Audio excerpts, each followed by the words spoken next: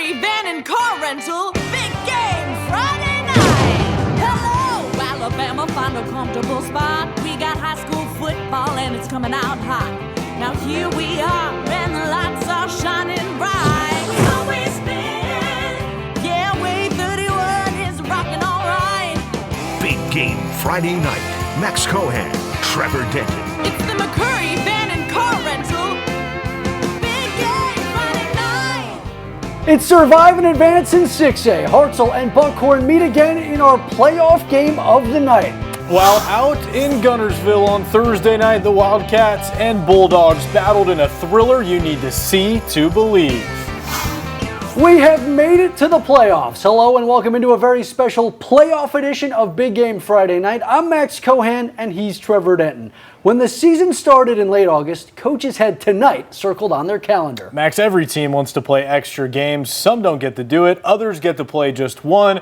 And in this second season of sorts, no one came this far just to come this far. Out at J.P. Cain Stadium, Buckhorn's new head coach David Green was hoping to pull off the upset over Hartzell and get the Bucks their first playoff win since 2005. The Bucks have actually never beaten the Tigers, and the Tigers felt pretty good about this one, getting some high stepping done early on. Hartzell already up 16-0 when Carter Lee finds Kane Falciani. He's got some different speeds in his running arsenal, changing it up, taking it to the outside in the pouring rain as he heads towards the end zone. Not quite there, but a big first down, first and goal. Lee hands it off to Jaden Morris. He bursts up the middle from a few yards out, 23-0.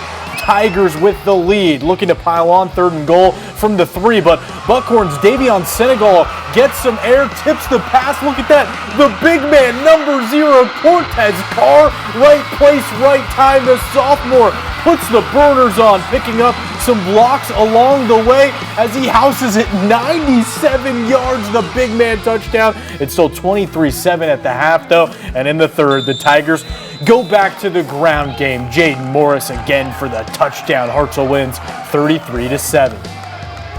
It feels great. Our kids played great. There's one play right before the half where they had an unbelievable talented linebacker that picked one off, took it to the house. But other than that, we were pretty solid on offensive defense. Special teams played great. So I'm very happy with the first round.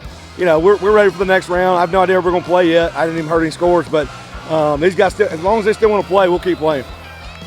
That makes it 4 straight years that the Tigers have made it past round 1, and that's also their first 10-win season under head coach Bert Newton. Yeah, not bad. He's only been there 2 years, and they have 19 wins and counting. By the way, coach wasn't sure who they'll be playing when he spoke to us. They'll be Homewood in round 2. So now with our game of the night out of the way, we've got to get you taking through everything in the playoffs from 7A down to 1A, regardless of if the game was played Thursday or Friday. We'll start things here in Madison County, where after the regular season ended in a 4-way tie, the Sparkman Senators emerged as the 7A Region 4 champs. Ronnie Watson and the Senators playing an extra game for the first time since 2021, hosting Daphne and Harvest. The Sens drive right down the field, and on 4th and goal, Braylon Lawson fights his way in to get the party started. But the Sens would have some trouble on defense trying to slow down the Trojans. Daphne goes to the Wildcat in the red zone, and Braylon Williams goes in untouched on the touchdown, but they can't convert on the 2-point attempt, so Sparkman still leads by 1. That is until Malachi Norman comes in and boots a field goal, giving the Trojans a 2-point advantage in the second. Sparkman's offense would stall out and Daphne would burn their defense. Christian Seeger hits Jason Miles on the slant and he turns on the burners, leaving the Sens in his dust on a long score, putting the home team in a 9-point hole. Daphne would send the Region champs home 43-14. Another team that made things interesting in Region 4 was James Clemens. In year 1 under Juan Johnson, the Jets had to forfeit a game at one point. Then they got crushed by their rivals Bob Jones, but that didn't stop them from making it back to the playoffs. James Clemens looking to light up Fairhope in Madison tonight. Their defense gives them a ray of light here. Fairhope in the red zone, but the Jets fly into the backfield, forcing a turnover on downs. But they couldn't keep the Pirates from their treasure for much longer. Trey Garner goes for all the booty, launching one downfield to a diving Brian Martin. What a grab there. This play was also very impressive. The snap is high, but Garner tips it to himself. Now the scramble drill, and Martin hits the turf again for another highlight reel grab. JC answers with a promising drive of their own. MJ Gideon keeps churning for more yards, but the Pirates eventually pop the ball out, and there's Lance Wade on it for the recovery for the visitors. Nice comeback for the Jets this year, going from 2-4 to the postseason, but Fairhope ends their season with a 31-21 win. For a moment, it looked like the Florence Falcons would be hosting a playoff team. Instead, Kenny Morson's squad hit the road to take on Baker Juan Johnson's old team, and in the end, the Hornets win this one 38-14. While North Alabama's 7A team seemed to struggle in the postseason, the Austin Black Bears are always in the fight under Jeremy Perkins. The team had only missed one postseason since 2015, but they have yet to win a playoff game in the state's highest classification. Taking on Mary Montgomery, Austin hoped to end that first round exit, but that streak holds. Mary Montgomery wins 45-7. The Trojans and Jaguars only had two previous meetings. Both were blowout wins for Muscle Shoals. Scott Baisden's team has made it past the first round every year since 2022, and they had no interest in letting the Jags stop them. Now, it's not often you see a running back score a touchdown backwards, so give Davian Reynolds some style points and 6 actual points.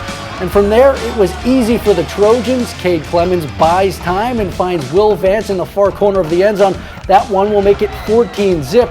And with a 38-12 win, Muscle Shoals will face Parker in the second round. Staying in 6A, Athens and Fort Payne met again. Since 1992, the teams had played 5 times. All of those were wins for the Golden Eagles. The only win on the Wildcats ledger came in a game they didn't play, a forfeit back in 2020. But Fort Payne gets the win again, 38-23. They'll host Mountain Brook in the second round. All right, we've got to blow the whistle for a quick timeout, but don't go anywhere. We'll take you back out to Guntersville for one of the best games of the year, right after the break. You're watching Big Game Friday Night. Go Jets! Go Jets!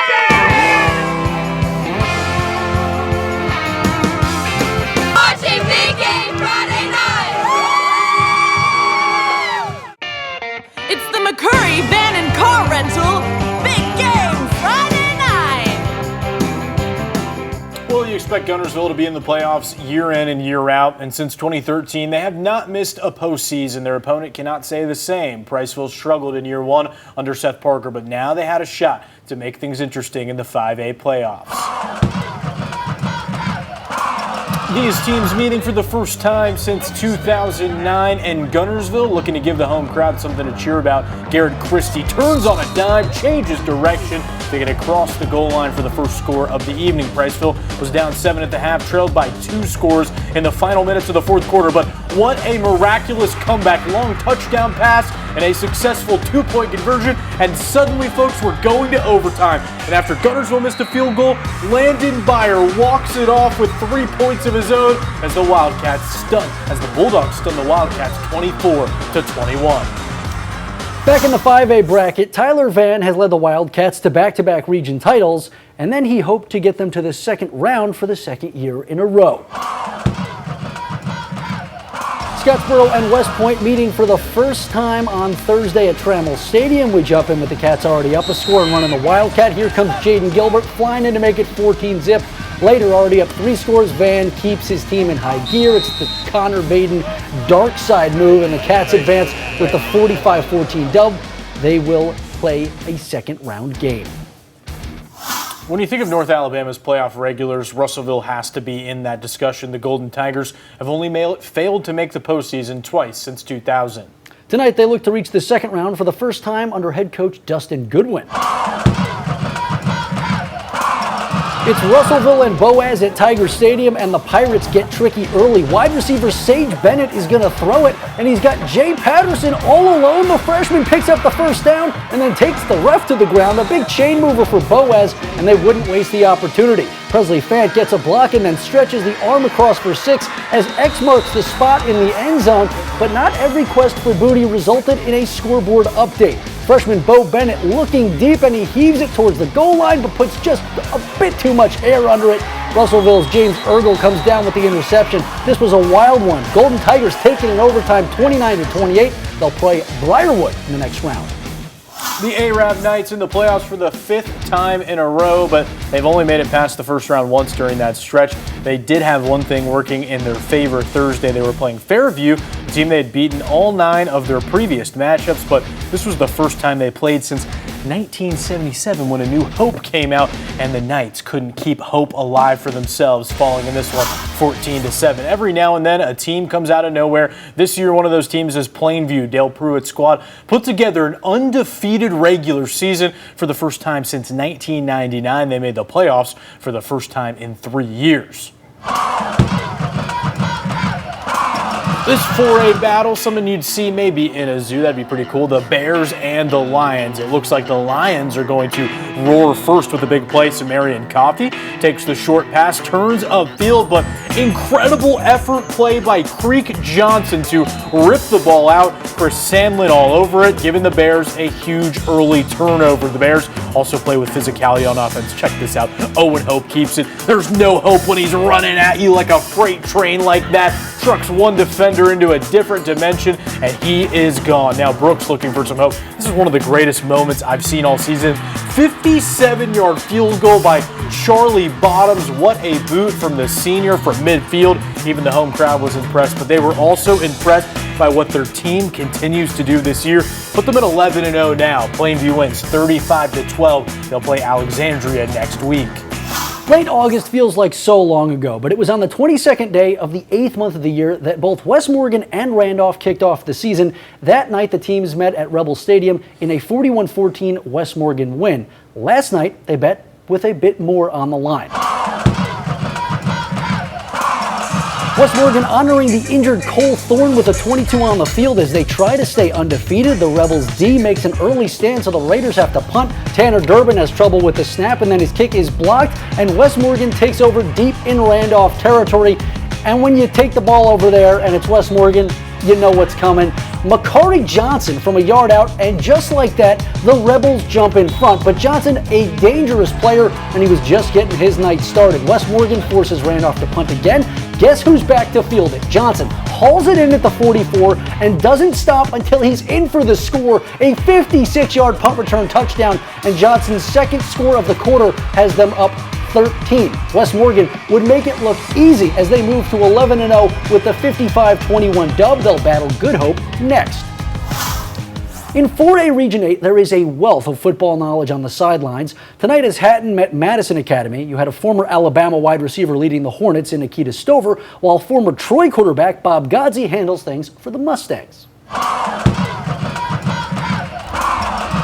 These two battling for the first time since 1989. The Hornets won all 10 previous meetings. Hatton trying to sneak in a score before halftime to tie it, but the Mustangs hang tough and force a turnover on downs to stay in front 20-13. But the Hornets get the break they need in the third. They're forced to punt, but MA loses control of it on the return, and a swarm of Hornets sting them with the recovery deep in enemy territory. The Mustangs once again with their backs against the wall, but the defense bails them out again, making another critical stop on fourth down, and the defense huge in the second half of this one as they win 20-19, and Madison Academy will play Anniston in round 2.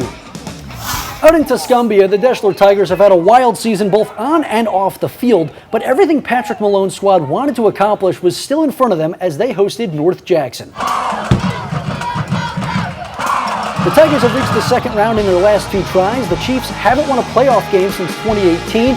Keaton Long trying to do anything, but a herd of Tigers stop him in his tracks and then bury him, sending him to the ground.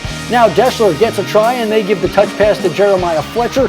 Boy, can this kid move. The junior cups upfield and leaves the Chiefs in his tracks for a long Tiger touchdown. The crowd seemed to like that, so they dial up another big play. Bryce Thornton with time in the pocket. He goes deep to his favorite target, Garrett Reed. And once again, the price is right. The Tigers dominated tonight 42-14, punching their ticket to a meeting with Hamilton. All right, we got to call one more timeout, but don't go anywhere. We've got more great games right after the break.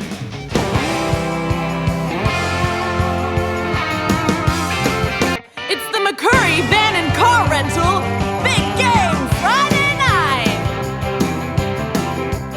All right, when you think of playoff success, you can't forget about Fife. Paul Benefield has had the Red Devils playing extra games every year since 2001, with 7 titles during that span. The team has not lost a first-round matchup since 2010, a streak they look to keep going against Lauderdale County. Paul Benefield looking to add to his unbelievable postseason resume that we just mentioned. His name is literally on the stadium, and a lot of his success has to do with elite play at the running back position. Here's Ryder Gibson taking the direct snap, almost running directly into me. You could see a teammate 20 yards behind him already celebrating the touchdown because they know that he's got the breakaway speed, 67 yards. Here's a play involving some speed. Calvin Watkins with a big return for Lauderdale County, maneuvering his way through traffic to set them up near midfield. But Fife, this was all about them. Ryder Gibson again, running away from everybody, not even breathed on this play. 65 yards, so Fife wins 34-7. So the winner of that last one will play the winner of this next one. It's Phil Campbell and Piedmont. The Bulldogs put together a perfect regular season and look to keep it going in the playoffs, and Piedmont wins 59-19, so Fife and Piedmont will meet in round 2. I don't know about you guys, but when I think of Colbert County, I think of the playoffs. Since 1981, the Indians have only missed the playoffs once. Tonight they were back in action against the Collinsville team that's made it 4 straight years. The Indians looking for their first playoff win under Oscar Bonds. The Panthers hoping Ernie Willingham could get them their first win since 2019. We jump in with Colbert County up 31 and looking to add on. Keyshawn Jones takes the direct snap directly into the end zone, and with plays like that, you can understand why they were up so much. Then Frank Hayes gets his chance, and the senior knows he's in the clear almost as soon as he touches the ball. Colbert County cruises to a 64-19 dub. They'll play Gordo in the next round.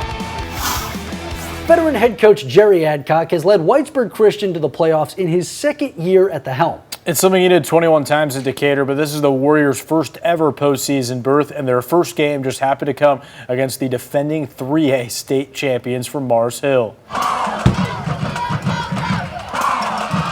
It happens sometimes. You show up to a Mars Hill game and they're already up by like a million. They were up 49 at this point, but the Warriors don't back down. Greer Lavelle looking for the end zone. He threads the needle for a touchdown. What a pass, what a catch, but what a team Mars Hill is as they spoiled Whitesburg's playoff party, steamrolling their way into the second round, 70-14. The Panthers will play the Pirates of Winfield in the next round. Every year since 2007, Geraldine's playoff streak has been intact. Michael Davis has the Bulldogs back in November action this year. Tonight they welcomed Rogers to town. The Pirates looking to knock off the Bulldogs and pick up their first playoff win since 2017, but they couldn't slow down the Dogs' rushing attack. Jesse Ryder keeps it and dashes around the edge. We saw a 90-plus yard defensive touchdown earlier in the show. Now you get one on offense. Look at him go all the way down the field. Number 5 for a long number 6. Geraldine wins 59-27 over Rogers. They'll play Westburg Christian in the second round. We've made it through 5 different classifications, but we can't forget about the little guys. Yeah, we'll get you caught up on 1A and 2A right after the break. It's the McCurry Van and Car Rental Big Game Friday night. Welcome back to our special playoff edition of Big Game Friday night. Let's take a look at the 2A playoffs now. Yeah, Falkville hoping to advance to the next round, but it just isn't in the cards as they fall 34-6. Vincent plays the winner of this next one. Out in Pisgah, the Eagles won a region title in year 1 under Adam Gilbert. Tonight, the coach looked to pick up his first playoff win since his North Sand Mountain days as Pisgah hosted Tanner, and the Eagles fly high 42-14, and as we just told you, they'll play Vincent in the next round. In August and September, it looked like nobody was going to be able to stop North Sand Mountain, and while 2 teams were able to hand them losses in October, nothing could stop them from reaching the playoffs for year 11 in a row. But to get it going, they'd have to get past Lexington, something they were not able to get done. Lexington dominant, 52-15. They'll play Coosa Christian next week. Last year, the Red Bay Tigers made the playoffs with only 2 wins. Well, this year they won 8 wins, a little more deserving, and if they could beat Sand Rock tonight, they'd have their first postseason win since 2020. And yes, they got it done, 53-14. The Tigers will take on Southeastern next week. Down in 1A action, after going 1-9 last season, Shoals Christian made the playoffs with a 4-6 record. This year, the Flame looking to win a playoff game for the first time since 2011 as they took on the Eagles, but they couldn't do it. They got dominated 74-6, and Appalachian will take on Marion County next week. The Woodville Panthers already having the best season in program history. Tonight they hosted Meek, looking for their first ever playoff victory. Woodville in the playoffs for the first time since Tyler Van was their head coach back in 2020, and the Panthers not playing around, knocking at the door. It's Jonas Sparks, and the junior makes it look easy as Woodville strikes first, but the Tigers had some tricks up their sleeves. It's a handoff, but to who? It's Aiden Benson, the senior. Sprints past the line, chills off the stiff arm, and rumbles on in for the score, but they couldn't convert on their try for two. That wouldn't matter in the second quarter when number 21 bounces to the outside and gets in for 6 to give Meek the 12-7 lead, but the Sparks were flying. Jonah hits Elijah, and the Panthers go back in front, but Meek takes this one 42-25, ending a season for the books at Woodville. All right, we have run out of time, but we just want to say a massive thank you to everyone who helps make the show possible and to all of the viewers for making us your home for high school football. It has been a wild season. We made it to the playoffs. We got a couple teams left. Yeah.